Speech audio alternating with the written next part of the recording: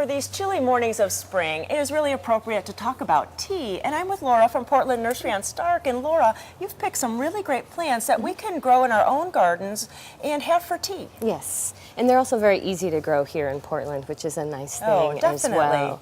And it's really some common ones that we know, and then some new ones that maybe we don't. Exactly. Right here I have bee balm. Monarda is the Latin name. It's also called bergamot, so it's one of the classic ingredients in Earl Grey tea. Oh, we all know that. It has a really nice taste to it in the tea, and just smells good when you rub and smell it. And plus, it's a gorgeous plant. Pink flowers, red flowers, the hummingbirds will swoon. Oh, a lot of double duty there. A very hard worker. I've had someone make a sorbet out of the flowers before as well, yes. So once you start on this, I think it really opens up. It does. So many things that you can use herbs and flowers for edibles. So this is really kind of fun. And before we get farther, how do we harvest? You know, do we just use the leaves? Do we use the stems? What do you think? It depends on the plant. Everything's a little different. With the bee balm, you can use leaves. You can use the flowers as well. The red flowers will help make your tea a little bit on the red side. Oh, neat. So you want, it's best to harvest while early in the morning when it's still cool, and so they don't wilt and the plants are at their fullest vitality.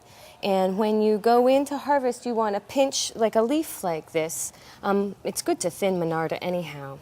Break down a stem, and you can pinch off right there.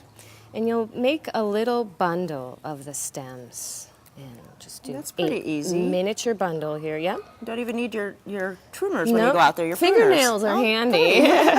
And then usually I'll line the stems up, and I pull off the bottom leaves, so if they're squished in there, they could mold. Oh. And then once I have them bundled like this, I'll put a rubber band around them, and usually I use a paper clip. Fold it inside out to make a hook, and I'll hook it on a piece of line that I have in my upstairs or in my kitchen somewhere, so they can dry nicely. And once they are getting close to the dry phase, that's when you can put them in a glass jar or a plastic bag or something like that to keep them fresh. Well, that's pretty easy. So, and we would use that for all the plants that you're going to talk about today. Yes, some of them, like the chamomile here, you harvest the flowers. So you actually won't have little stems to bundle. So I have a little basket that I take out with me when I'm harvesting chamomile flowers. It's very airy, so it has good air circulation. And so I let the flowers just stay in the basket and kind of fluff it every few days to get the flowers to dry. Oh, excellent. And I saw that you have some mint here. Yes, this is spearmint.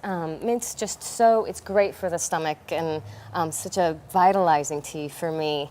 And I love the spearmints. There's so many different kinds. The spearmint and peppermint are your classic ones. And then you also can venture into chocolate mint and orange mint, and there's ginger mint as well. So a wide variety. And then what's this tall plant? This is your good old-fashioned tea. This is green tea, black tea, and white tea all come from the same plant, Camellia sinensis. It's an evergreen shrub in our area. My plant at home's 6 years old in the ground, and it's probably 6 to 7 feet tall and so about very hardy here. 3 feet wide, 4 feet wide. Yes, if it's in a pot, you would want to protect it in the winter because the ground helps insulate my plant, but putting it under the porch for the winter will help insulate roots in a container. Well, you know, if you come to any of the Portland nurseries on Stark or Division, you could talk to staff or come and talk to Laura at Stark Street. They have a great pamphlet. It's also online. You can go to gardentime.tv and we'll click you over to Portland Nursery site. Thank you so much. It's been really interesting. Thank you.